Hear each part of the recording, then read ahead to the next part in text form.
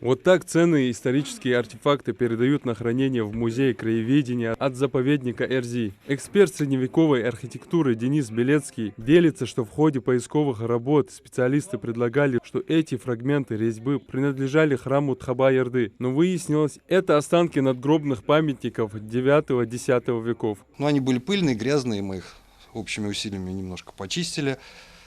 И получилось, что это все фрагменты от надгробных памятников.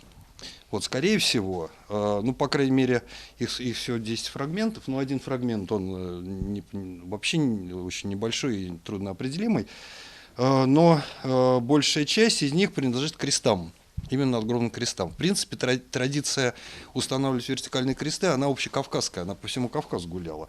И сразу вспоминаются аналогии. Вот видите, вот у заостренный наконечник, здесь также заостренный наконечник. Вот эти части, которые входили в постамент.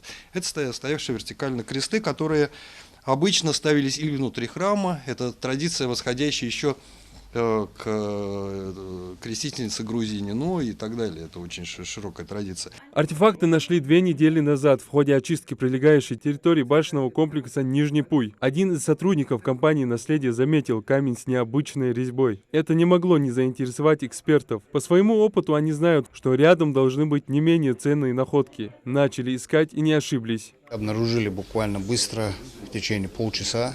Обнаружили еще 7 фрагментов. На второй день мы продолжили поиски и обнаружили еще 2 фрагмента. Всего их 10 фрагментов.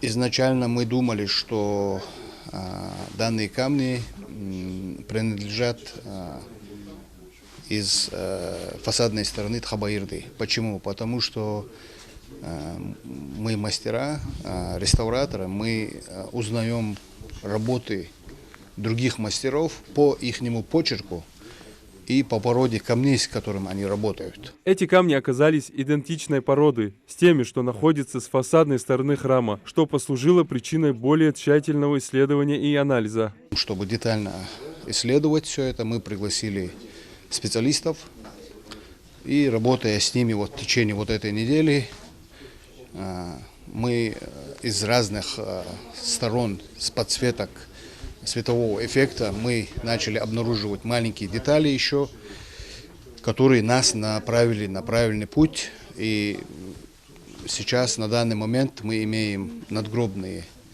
кресты. На сегодняшний день доказано, что это 5 крестов разных. Вот. И нам очень помогли вот специалисты, которых мы привлекли. Мы им очень благодарны.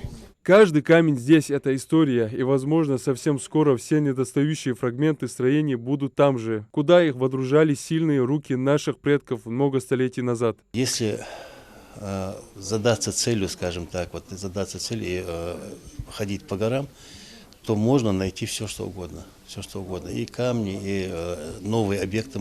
Часто мы находим ранее неучтенные объекты. За прошлый год более 50 объектов мы нашли. В том числе отдельные фрагменты. Фрагменты, артефакты, камни и так далее. Ну, они уникальны. Уникальны, их, пожалуй, не имеют цену. Это целый, можно сказать, целый пласт истории, и мы можем их сегодня представить в зале, и представим их, и будем рассказывать нашим посетителям нашей республики и гостям республики. Уникальные находки теперь доступны для всех жителей Ингушетии. Фонд музея краеведения стал еще больше. Прийти, посмотреть и прикоснуться к истории может любой желающий. Абдулмаджид Халухоев, Али Зязиков, Магаз 24.